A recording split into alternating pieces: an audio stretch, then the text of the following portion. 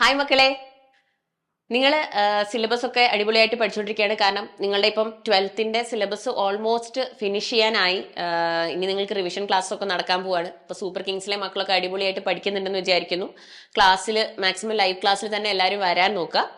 And നമ്മൾ syllabus പഠിക്കുമ്പോൾ നിങ്ങളുടെ ഒരു പ്രത്യേകത എന്താണെന്ന് വെച്ചാൽ നിങ്ങൾ രണ്ട് ആസ്പെക്റ്റിലാണ് ഈ സിലബസിനെ പഠിക്കുന്നത്. ഒന്ന്, നിങ്ങളുടെ പബ്ലിക് എക്സാമിൽ ഡിസ്ക്രിപ്റ്റീവ് എക്സാം ആണ് നിങ്ങൾ എഴുതാൻ പോകുന്നത്.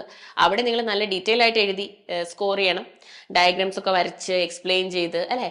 And at the same time നമ്മുടെ നീറ്റ് എക്സാമിൽ ഒബ്ജക്റ്റീവ് പേപ്പർ ആണ്. സോ മൾട്ടിപ്പിൾ ചോയ്സ് ക്വസ്റ്റ്യൻസ് ആണ്.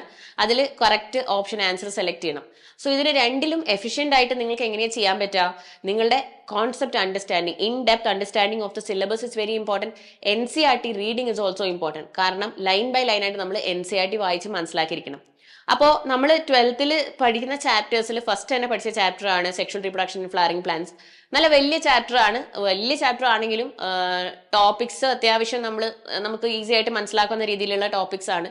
നിങ്ങൾക്ക് ചാപ്റ്റർ നല്ലപോലെ മനസ്സിലായിട്ടുണ്ടെന്ന് വിചാരിക്കുന്നു. അപ്പോൾ അതിൽ നമ്മൾ പഠിക്കുന്ന ഒരു ടോപ്പിക്കാണ് നമ്മൾ മെയിൽ പാർട്സിനെ കൂടി പഠിക്കുന്നുണ്ട്. നമ്മൾ ആന്തറിന്റെ സ്ട്രക്ചർ പഠിക്കും, മൈക്രോസ്പോറോജെൻസിസ് പഠിക്കും, അല്ലെ?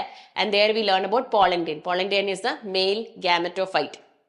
അപ്പം ഈ മെയിൽ ഗാമറ്റോഫൈറ്റിന്റെ പ്രത്യേകത NCERT പറയുന്ന ഒരു ലൈൻ ഉണ്ട്.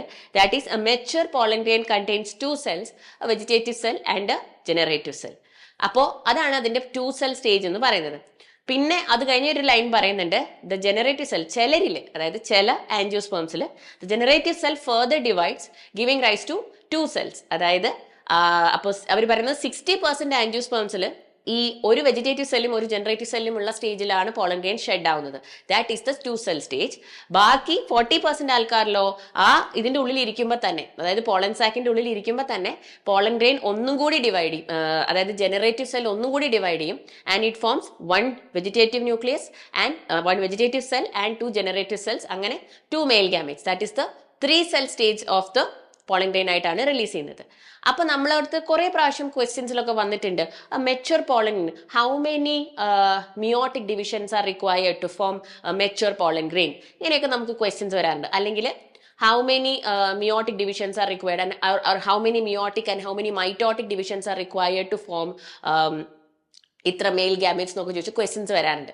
അപ്പൊ നമ്മൾ ഈ കോൺസെപ്റ്റിനെ നല്ല വൃത്തിയായിട്ട് മനസ്സിലാക്കണം. ദാറ്റ് ഈസ് NCERT തന്നെ വളരെ ക്ലിയർ ആയിട്ട് പറയുന്നുണ്ട്. നമുക്കൊരു സംശയം തോന്നാം, കാരണം ആൻജിയോസ്പേംസിൽ ഫെർട്ടിലൈസേഷൻ നടക്കണമെങ്കിൽ ഡബിൾ ഫെർട്ടിലൈസേഷൻ ആണെന്ന് നമുക്കറിയാം. അപ്പൊ 2 മെയിൽ ഗാമേറ്റ്സ് എവിടെ എത്തണം? എംബ്രിയോ സാക്കിന്റെ ഉള്ളിലേക്ക് എത്തണം. അപ്പൊ നമ്മൾ എപ്പോഴും വിചാരിക്കുന്നത് എന്താണ്? മെച്യൂർ പോളൻ ഗ്രെയിൻ എന്ന് പറഞ്ഞിട്ടുണ്ടെങ്കിൽ അതിന് ഒരു വെജിറ്റേറ്റീവ് സെല്ലും 2 ജനറേറ്റീവ് സെല്ലും, ദാറ്റ് ഈസ് 2 മെയിൽ ഗാമേറ്റ്സും വേണം. ശരിയാണ്. പക്ഷേ അങ്ങനെ നമ്മൾ ലോജിക്കലി ആലോചിക്കുമ്പോൾ നമുക്ക് തോന്നും, അപ്പൊ 3 cell സ്റ്റേജ് ആണ് ഒരു പോളൻ ഗ്രെയിന്റെ മെച്യൂർ സ്റ്റേജ് എന്ന് പറയുന്നത്.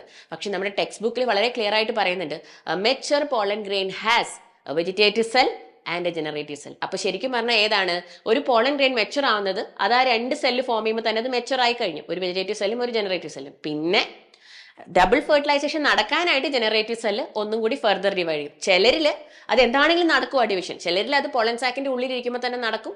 അല്ലെങ്കിൽ പോളൻ പിസ്റ്റൽ ഇന്ററാക്ഷന്റെ സമയത്ത് പോളനൊക്കെ ജെർമിനേറ്റ് ചെയ്ത് പോളൻ ട്യൂബ് താഴേക്ക് വളർന്നു പോകുന്ന സമയത്ത്, സ്റ്റൈലിൽ കൂടി താഴേക്ക് വളർന്നു പോകുന്ന സമയത്ത് അവിടെ ജനറേറ്റീവ് സെൽ ഒന്നും കൂടി ഡിവൈഡ് ചെയ്ത് 2 മെയിൽ ഗാമേറ്റ്സ് ആവും. അത് പോളൻ പിസ്റ്റൽ ഇന്ററാക്ഷന്റെ സമയത്ത്, പിന്നീടുള്ള സമയത്ത്. അപ്പോൾ നമ്മളിവിടെ മനസ്സിലാക്കേണ്ട കാര്യം എന്താണ്? ക്വസ്റ്റ്യൻ ഇങ്ങനെ ചോദിച്ചിട്ടുണ്ടെങ്കിൽ, അതായത് how many meiotic divisions are required to form a mature pollen grain എന്ന് ചോദിച്ചിട്ടുണ്ടെങ്കിൽ എന്തായിരിക്കും? ഒരു meiotic division, that is microspore mother cell, ഒരു മിയോട്ടിക് ഡിവിഷൻ ചെയ്ത് കഴിയുമ്പോൾ നമുക്ക് കിട്ടുന്നത് 4 മൈക്രോസ്പോർസ് ആണ്. മൈക്രോസ്പോർ ടെട്രാഡ് ആണ്. അവർ ഓരോരുത്തരും പോളൻ ഗ്രെയിൻ ആയിട്ട് ഇതാക്കും. അപ്പോൾ ദാറ്റ് മീൻസ് ഒരു meiotic division will give us 4 pollen grains. അപ്പൊ നമുക്കറിയാം 100 പോളൻ ഗ്രെയിൻസ് ഫോം ചെയ്യണമെങ്കിൽ 25 മിയോട്ടിക് ഡിവിഷൻസ് ആയിരിക്കും, isn't it? So like that. പിന്നെ മെയിൽ ഗാമേറ്റ്സിനെ കുറിച്ചാണ് ചോദിച്ചിരിക്കുന്നതെങ്കിലോ, ഡിപ്പെൻഡിങ് ഓൺ ദ നമ്പർ. ഇപ്പം ഒരു മെച്യൂർ പോളൻ ഗ്രെയിനിലെ മെയിൽ ഗാമേറ്റ് എന്ന് പറയുന്നത്, അപ്പം ഒരു മെയിൽ ഗാമേറ്റ് അല്ലേ ഉണ്ടാവുള്ളൂ, ഒരു വെജിറ്റേറ്റീവും ഒരു ജനറേറ്റീവും. പക്ഷേ ഇനി അവർ പറയാണ് ഫർദർ ഡിവിഷൻസ് നടന്നു, അതായത് ഒരു മിയോസിസും 2 മൈറ്റോസിസും നടന്നു കഴിഞ്ഞിട്ടുണ്ടെങ്കിൽ, ആദ്യത്തെ ഒരു മിയോസിസും ഒരു മൈറ്റോസിസും കഴിയുമ്പോൾ നമുക്ക് കിട്ടുന്നത് 2 cell സ്റ്റേജിലുള്ള പോളൻ ഗ്രെയിൻ ആണ്.